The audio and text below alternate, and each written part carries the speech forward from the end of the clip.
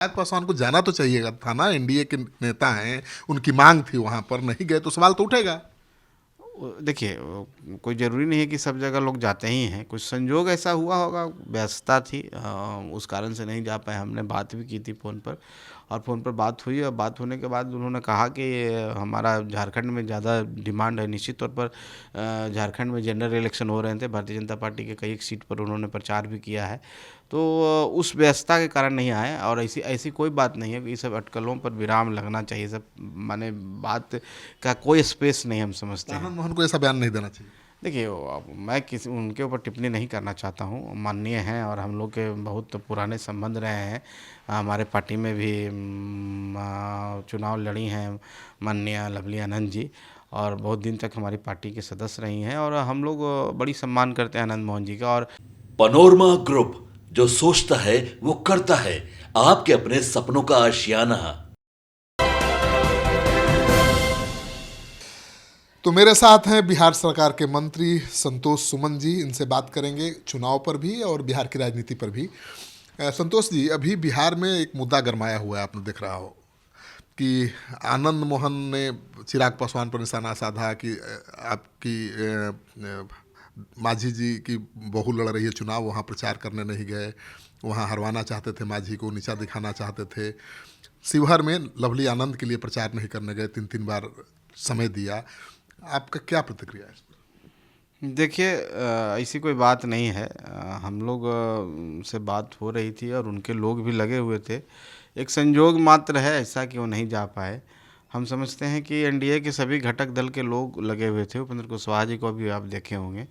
तो सब लोग मिल कर के ही, एक उन सबके कलेक्टिव प्रयास से ही कोई रिजल्ट निकलता है। एक व्यक्ति अगर हम कहें कि हमने चुनाव जीत लिया अपने दम पर, चाहे कोई भी कहे, घटक दल में कोई भी अगर ऐसा कोई सोचता है तो गलत बात होती है। सबके कलेक्टिव प्रयास और जनता, सब हम साथ हैं, इसीलिए जनता भी हमारे साथ है। और विकास मॉड्यूल जो माननीय नीतीश कुमार जी का है, मुख्यमंत्री जी का, माननीय प्रधानमंत्री जी का है, ये विकास के मॉड्यूल पर वोट मांगा गया था, और उन्हें वो जो विकास के रूप में विश्वास है जनता के बीच में, वो वोट में परिणत हुआ। और हम समझते हैं कि आपके माध्यम से मैं सभी लोगों को धन्यवाद देता हूँ कि ये चुनाव हम लोग के लिए एक लिटमस टेस्ट के जैसा था। लोग तरह तरह की बातें कर रहे थे, उस सब को झुठला के जनता ने जनादेश दिया, और दीपा मांझी जी वहाँ से चुनाव जीती हैं। तो निश्चित तौर पर जनता को शुभकामना है, लेकिन धन्यवाद। चिराग पासवान को जाना तो चाहिए था ना, एनडीए के नेता हैं, उनकी मांग थी, वहां पर नहीं गए तो सवाल तो उठेगा। देखिए, कोई ज़रूरी नहीं है कि सब जगह लोग जाते ही हैं। कुछ संजोग ऐसा हुआ होगा, व्यस्तता थी, उस कारण से नहीं जा पाए। हमने बात भी की थी फ़ोन पर, और फ़ोन पर बात हुई, और बात होने के बाद उन्होंने कहा कि हमारा झारखंड में ज़्यादा डिमांड है। निश्चित तौर पर झारखंड में जनरल इलेक्शन हो रहे थे, भारतीय जनता पार्टी के कई एक सीट पर उन्होंने प्रचार भी किया है। तो उस व्यस्तता के कारण नहीं आए, और ऐसी ऐसी कोई बात नहीं है कि ये सब अटकलों पर विराम लगना चाहिए। सब माने बात का कोई स्पेस नहीं, हम समझते हैं। आनंद मोहन को ऐसा बयान नहीं देना चाहिए। देखिए, अब मैं किसी उनके ऊपर टिप्पणी नहीं करना चाहता हूँ। माननीय हैं, और हम लोग के बहुत पुराने संबंध रहे हैं। हमारे पार्टी में भी चुनाव लड़ी हैं माननीय लवली आनंद जी, और बहुत दिन तक हमारी पार्टी के सदस्य रही हैं, और हम लोग बड़ी सम्मान करते हैं आनंद मोहन जी का। और मैं धन्यवाद देना चाहता हूँ आपके माध्यम से। वो 2 दिन रहे हैं हमारे के यहाँ, पूरा दिन रहे, और पूरे मन से और पूरे शिद्दत से उन्होंने मेहनत की, और एक एक गांव जा कर के काम किया। आपने भी तो चिराग पासवान के बहनोई के लिए बहुत काम किया, हमने देखा था। देखिए, हम गठबंधन में हैं तो हमको तो काम करना ही है, जाना ही है। वो गठबंधन में नहीं है, उनको नहीं जाना चाहिए था। लेकिन देखिए, ऐसा ऐसा कोई बात नहीं, कहीं पर हम गए कहीं नहीं गए, एक संजोग है, इत्तेफाक है। इसको आप इसको अदरवाइज नहीं लेना चाहिए। हम लोग के संबंध बहुत अच्छे हैं, सब एनडीए के साथी हैं, एनडीए को सब मजबूत करने के लिए हैं। आप देखिए कि 25वां जब उनकी पार्टी का स्थापना दिवस था, तो हम लोग खुले मन से गए, और सबने मिल कर करके हम लोग ने उनको शुभकामना दी। इसलिए ऐसी कोई बात नहीं है, जाना न आना 25 की लंबी आप तो उनका प्रचार भी किए, लेकिन वो नहीं गए, ये सवाल उठता है ना। आप कहाँ, आप तो दिल खोल के बैठे हैं। देखिए, ऐसी बात नहीं है। आप लोकसभा का चुनाव याद कीजिए, चिराग पासवान जी गया लोकसभा में 3 बार आए थे। बाई रोड भी आए, हेलीकॉप्टर से भी आए, तो ये सब बातें नहीं हैं।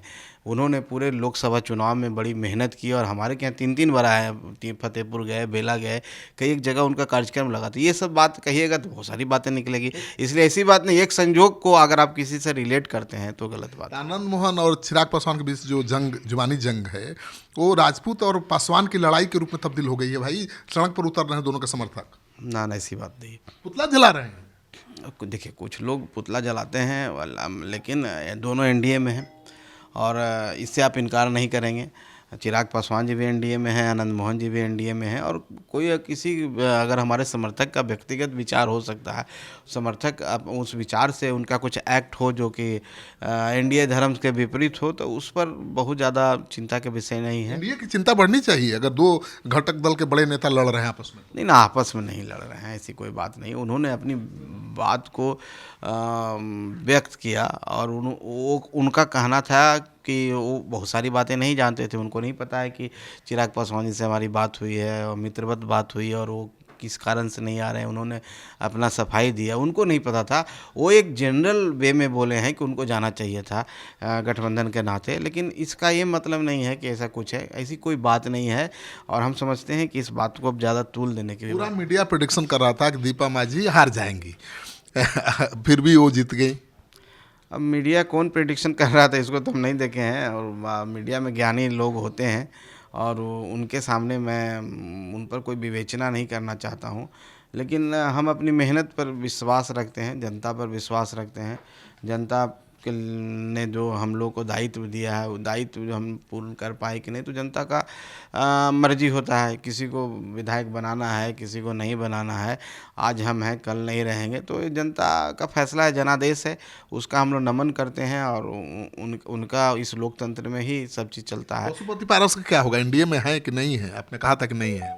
देखिए, अभी जो मुझे लगता है आगे क्या होगा ये बात नहीं जानते हैं, लेकिन आज का जो परिदृश्य है, आज की जो बात है, मुझे लगता है कि वैचारिक तौर पर वो नरेंद्र मोदी जी को फॉलो करते हैं, माननीय प्रधानमंत्री जी को फॉलो करते हैं, नरेंद्र मोदी जी के विचारों को का समर्थन करते हैं। लेकिन व्यवहारिक तौर पर बिहार के अगर सिनेरियो बोलिए, बिहार के कंटेस्ट में बोलें, तो वैचारिक तौर पर हो सकता है कि हम लोग को मानते हैं हमारे विचारधारा को, लेकिन व्यवहारिक तौर पर वो एनडीए के पार्ट नहीं है। इसलिए पार्ट नहीं है कि कहीं एनडीए में हमने नहीं देखा उनको किसी मीटिंग में आते हुए, हमने नहीं देखा कि पिछला लोकसभा चुनाव देखेंगे कि उसमें वो उनकी उपस्थिति नहीं थी, उनकी पार्टी नहीं लड़ी थी।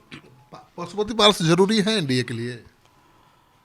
देखिए, ये डिसाइड करना हमारा काम नहीं है, डिसाइड करना भारतीय जनता पार्टी के बड़े नेता, शीर्ष नेतृत्व का काम है, क्योंकि हम लोग भी एक अलायंस पार्टनर हैं। हम अपने तरह से एनडीए को मजबूत करने में लगे हुए हैं, अपने लोगों को एनडीए के जो विचारधारा है, एनडीए की जो विकास की गति है, उसको बताने में लगे हुए हैं। अब कौन जरूरी है नहीं है, हम समझते हैं कि राजनीति में ये संभावनाओं का खेल है, कोई प्रेडिक्शन आप नहीं कर सकते हैं। कौन किधर रहेंगे, क्या करेंगे, हो सकता है कि और जो लोग उधर हैं इधर भी आ सकते हैं। तो ये सब अभी कहना प्री मैच्योर होगा, तो मुझे अभी इस पर कोई टिप्पणी नहीं करनी। पार्टी कितने सीटों पर तैयारी कर रही है चुनाव की, विधानसभा? देखिए, तैयारी हम सब सीट पर कर रहे हैं, इसलिए कर रहे हैं कि हम जितना मेरा संगठन मजबूत होगा बिहार में, जितना हम मजबूत होंगे उतना ही हम लोगों के बीच में जाके जो मेरी सार्थकता है, जो हमारी जो विचारधारा है, जिस विचारों को लेकर के हम लोग आए हैं, पार्टी बनाए हैं, गरीब की विचारधारा, उसको हम पूरा कर पाएंगे जब तक संगठन नहीं होगा। और दूसरा एक पहलू ये भी है कि अगर हम किसी गठबंधन में रहते हैं तो गठबंधन में लेने देने का मामला होता है, आदान प्रदान का मामला होता है। अगर हम किसी सीट पर लड़ रहे हैं तो उनके सारे कैडर हमारे सपोर्ट में हैं। हम कोई दूसरे गठबंधन दल के लड़ रहे हैं तो मेरा समर्थन रहता है। कितनी सीटों पर लड़े, कुछ तो तय होगा, मन बनाया होगा। देखिए, अभी सब चर्चा करना हम समझते हैं फिजूल बातें हैं। हम सभी जगह तैयारी कर रहे हैं, मजबूती से तैयारी कर रहे हैं, और हम सभी कार्यकर्ताओं को चुनाव में 25 की तैयारी करने के लिए आह्वान कर रहे हैं। आने वाला समय में हम लोग गांधी मैदान में रैली भी करने जा रहे हैं, संगठन का सम्मेलन भी करने जा रहे हैं, और हम अपनी तैयारी माकूल रखेंगे। और उस समय जब जो परिस्थितियाँ बनेगी, मैंने बोला ना कि अभी हमें पता भी नहीं, कोई आएंगे कोई जाएंगे भी, तो वो उस समय की परिस्थिति के हिसाब से सीट का फैसला होता है, और वो फैसला उसी समय होता है। अभी अब कुछ भी कहेंगे तो आकलन है, विवाद है, और एक टीआर बढ़ने के लिए जो होता है वो होना, और कुछ नहीं है। चलिए, तो संतोष सुमन जी अभी पत्ता नहीं खोलेंगे कि कितनी सीटों पर इनकी पार्टी चुनाव लड़ेगी, लेकिन जो स्ट्राइक रेट है इनका 100% है, तो महत्वाकांक्षाएँ तो बढ़ी हैं और मांग भी बढ़ेगी।